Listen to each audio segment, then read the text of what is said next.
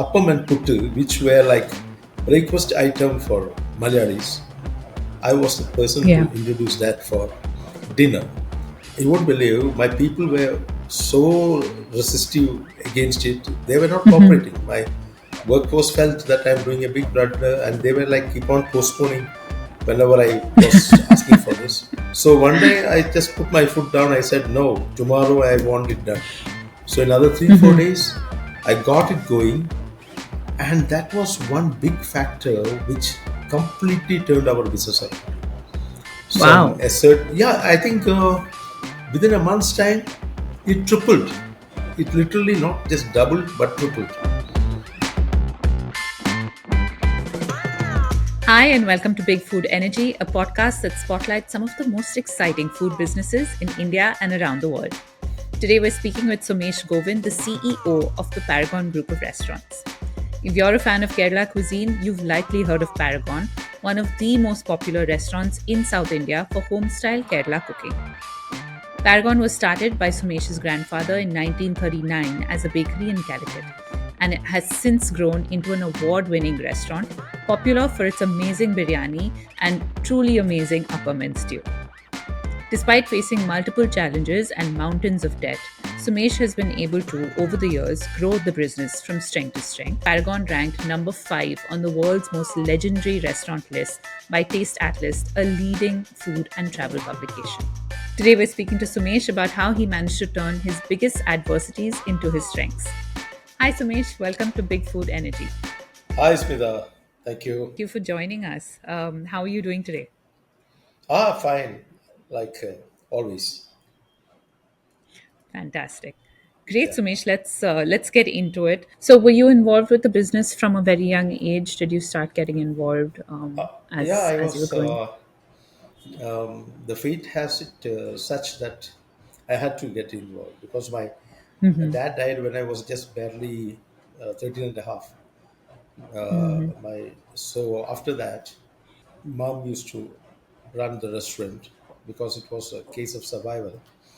And by the age of 16, 17, I used to come help mom, or rather be a disturbance to her. So, because at teenage time, you don't know about all this intricacies, and you Yeah. like no. But anyway, I'm exposed to Paragon. I was exposed to Paragon by the time I was like 16, 17. Like by that age itself, we had a lot of issues coming from all corners. Like labor issue was there. There was the government which was taking over half, almost like 20% of our place for the In bridge to Calicut? come. Yeah, in Calicut, the bridge came over. So first time I came across the issue called government acquisition for the land. And that time we were not the landlord, we were like tenants. Though we were Right. co-tenants, that's where the landlord could get us evicted. So a lot of issues I had to face when I, at the very young age of 15, 16. But some when it comes to what do you say, like the good old saying, uh, necessity is the mother of invention. So when it Absolutely. becomes a survival thing, you have to very well fight it off and come up with answers. And I think that's how I was able to uh, like get over all these adversities. And Right. life as such is, I think, is always there is something or other. It's like an up. If there's an up, there's a down. So it's a continuous process.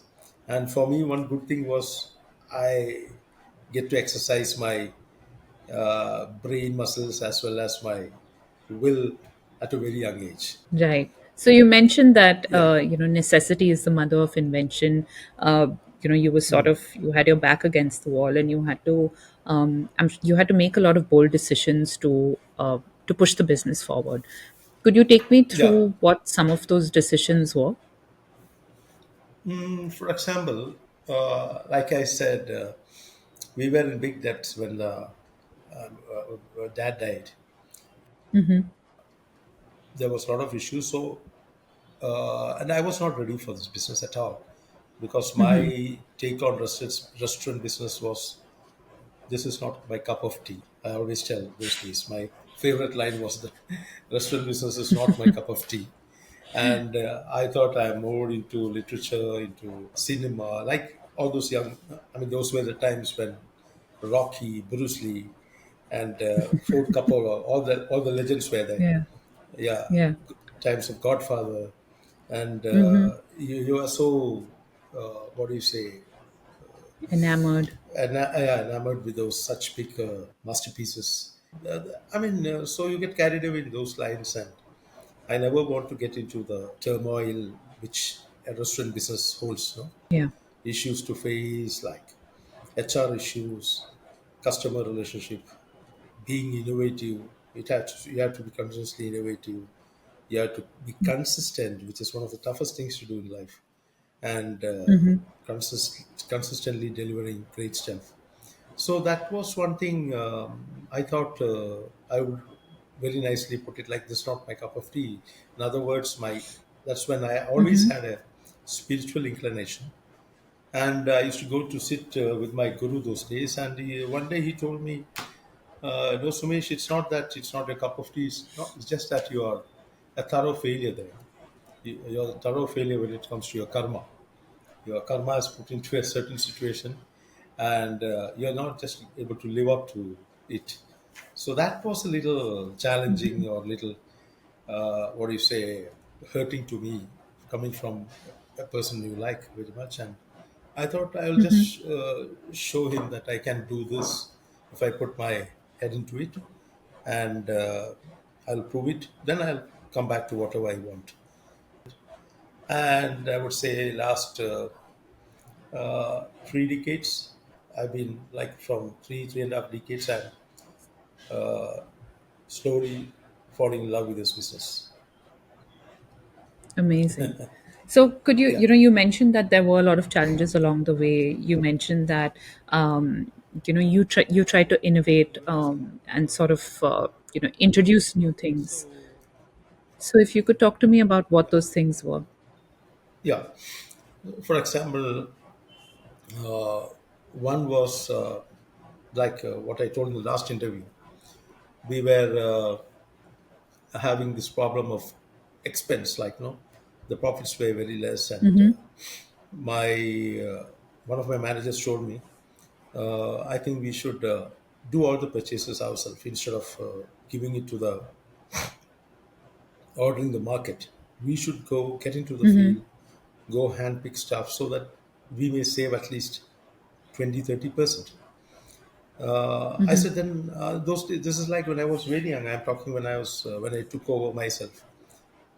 It was around like I asked my mom to.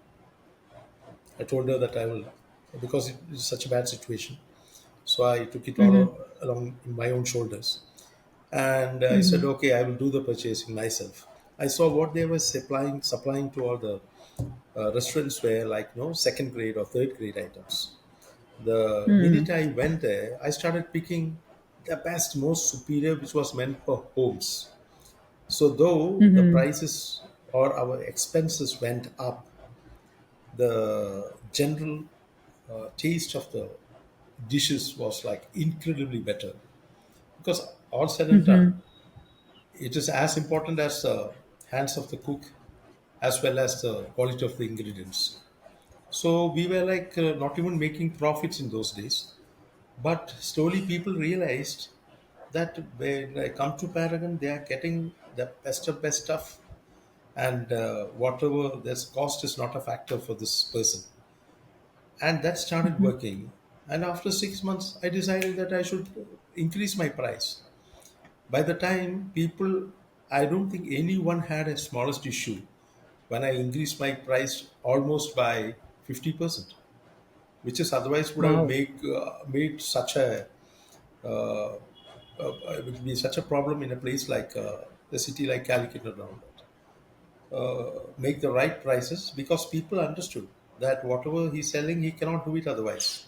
And second thing I Absolutely. can quote is we in Kerala, every place, it's always parota, chapati, and the rice, biryani. These were the most regular items for every restaurant, I would say some 30, 34 years before.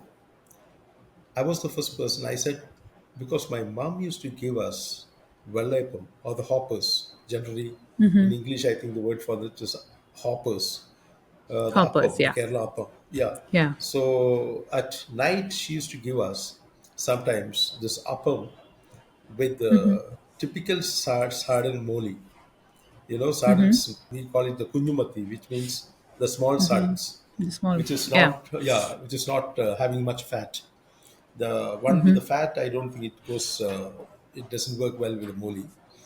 But the kunyumati works well with the moli. And this appam and with this sardine moli was an amazing combination. So I said, okay, let's put appam for our dinner menu. And that's when my management, my people, my near and dear, everyone told me, boss, this is not practical. This is won't work because our bills will come down. Parota, people have chicken with parota, but with appam, people will go with vegetable stew because the morning combination is appam and veg stew. So people will go Right. with veg stew. So we need night. We need volume. So we won't be making volume. This means we are already on the border, like break even, slightly going above break even. But your one move can kill it. That is why people have you seen appam anywhere in Kerala? No, that's the reason for that. Because dinner you cannot serve. I said no, we are not just serving appam. We are serving appam with the fish moli and pomfret moli. We would give because sardine moli may not work for a restaurant level. So pomfret moli we would give, sea fish moli we would give. We would give the mussels, onion fry, which goes amazing with appam, and we would give mutton stew, chicken stew, all these things, and Wow. appam and puttu, which were like breakfast item for Malayalis. I was the person Yeah. to introduce that for dinner. You won't believe my people were so resistive against it. They were not cooperating. My workforce felt that I'm doing a big blunder, and they were like keep on postponing whenever I was asking for this. So one day I just put my foot down. I said, no, tomorrow I want it done. So another 3, 4 days, I got it going, and that was one big factor which completely turned our business around. Some Wow. assert, yeah, I think within a month's time, it tripled. It literally not just doubled but tripled, That's and huge. it took about 2 years for the rest of the restaurateurs to really come out of the shock and said, "Why don't we also do it?" Because this was like nobody could really literally accept the fact that appam can do such magic at dinner and this thing. So likewise, every now and then, some again some 25 years before, I would say I thought about the Kerala wheat parota because wheat parota was, I think, popular in. I didn't know that, but later on I heard that it is available in North India. But Kerala, we had our Right. regular maida parota. Yeah. So at that time, there was this maida was not good and that and this. Now it's all sober down, and we all know in Kerala that we cannot, whether it's good or not, maida is here to stay. And maida parota is one of the religion. Like apart from other religion, Can't beat a I maida would say parota. Kerala. Oh, maida parota with the fish, sea fish, mulligatawar in the morning. It's like another level. So uh, that time I wanted to introduce something which is will be parota.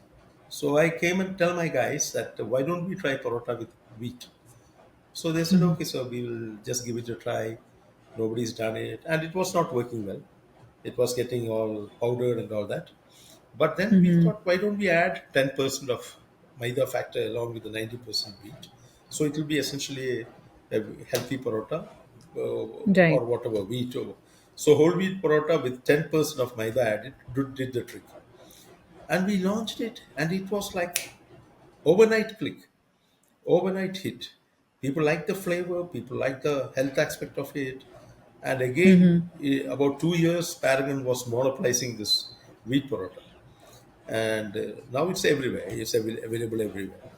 So innovation is a process where it not only keeps you alive, but keeps you mentally, physically, I would say young, because of this Yeah. what do you say, process of how you want to bring something new. You sort of innovated when it came to the appam, when it came to the parota. Could you talk to me about what are the other best-selling dishes at Paragon?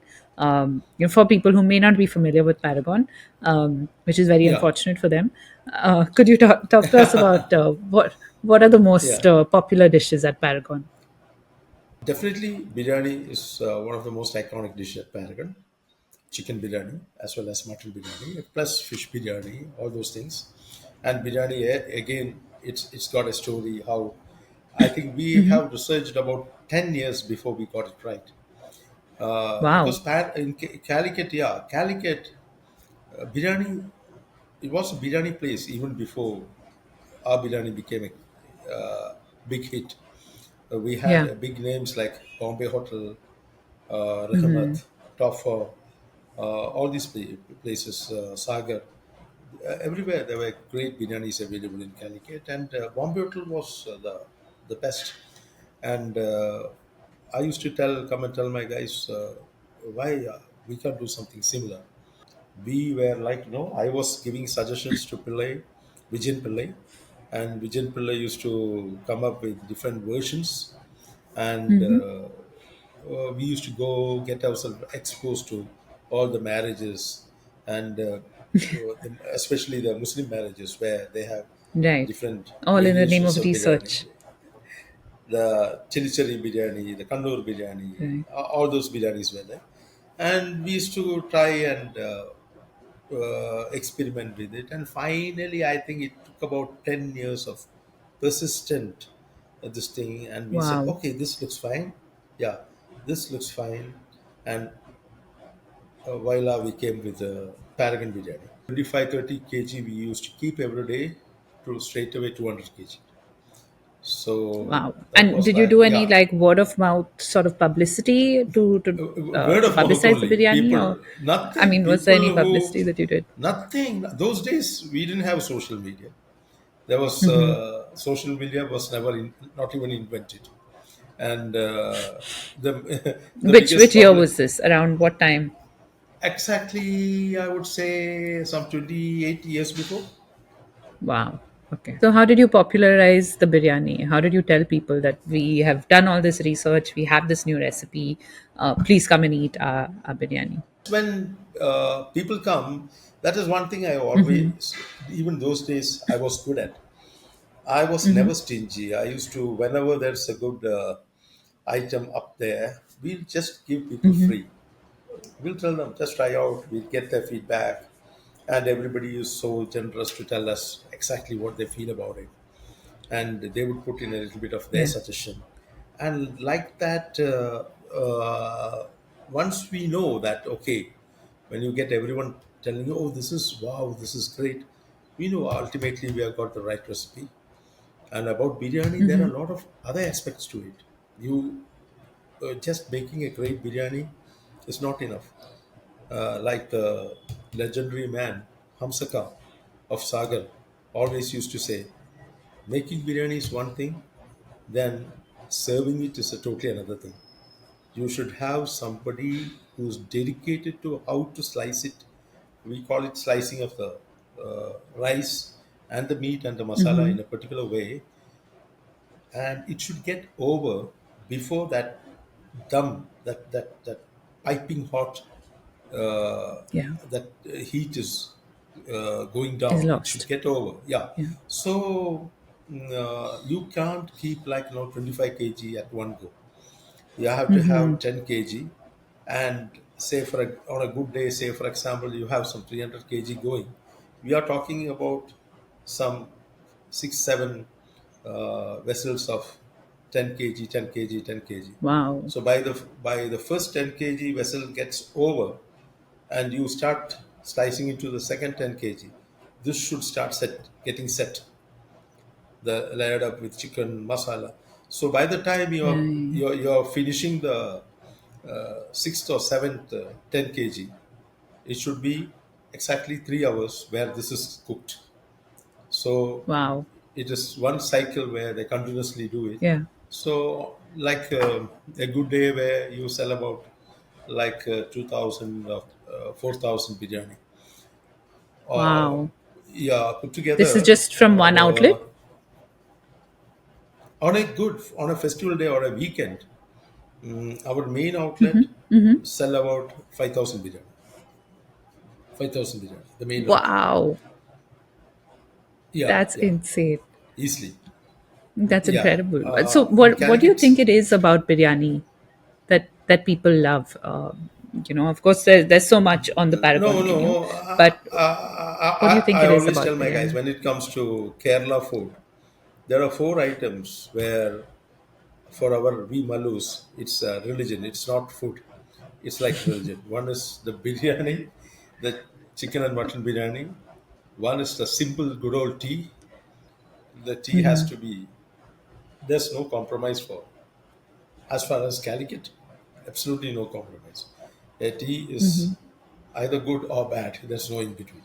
So a great tea, then the Kerala fish curry, the Kerala fish curry. Likewise, there are one more item which I always say. There are 4 to 5 items where there's something about it where, like, to quote the famous movie Ustad Hotel, I think it's very well mentioned in that you take a good cup of tea or Suleimani rather. You know, it's good when you can taste the mohabbat in it. Yeah, every Suleimani should have that element of mohabbat in it. So Right.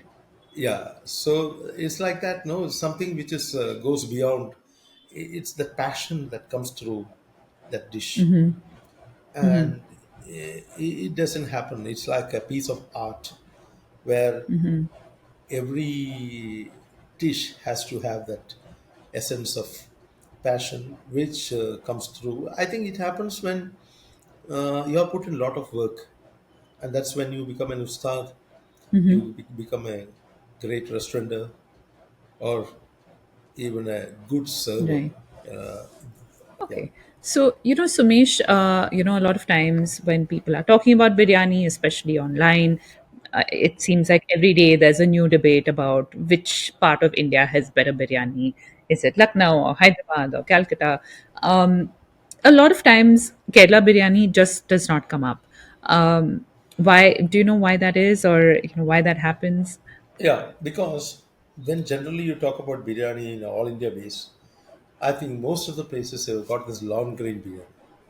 People are prejudiced that a biryani should have basmati rice, whereas in Kerala, the uniqueness is about the rice. We have the small grain rice, but the uniqueness is about the aroma, the certain aroma that comes along with the flavor makes all the difference. And when I walk into a great biryani place, I should have that appetizing aroma filling the air. No, that should be hanging in the air. So it starts from there. That aroma of that kayama, which is with the ghee and the meat, all in the right combination, the right dum. So I think people are prejudiced that a biryani should have the long rice. So somebody who can tell them, or when you give a great Malabar biryani, first you have to address to that prejudice. You have to tell them, you have to give all the blah blah about why this biryani is unique. So this is like you educate him about what this is all about, and with a fresh approach when we have it, it is you tend to appreciate more. The Kerala biryani was not popular is because of the all India they serve Malabar. It's a religion.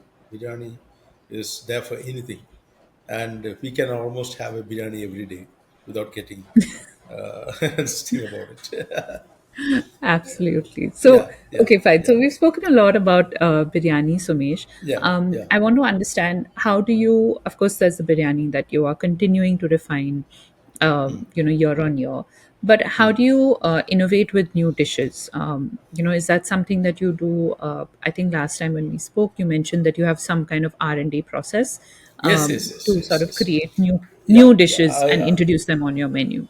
Yeah. Because, I have an R&D section where we have few main chefs taken from different places. Like uh, one or two of them are Malayalis. One of two of them. We had even a white guy there who worked with us, where we are very serious about our R&D, where we try to marry the Kerala's recipe with a Japanese or a Peruvian or even an Italian, and try to come up with at the least some 10 new dishes every year, which is not just for namesake, which clicks.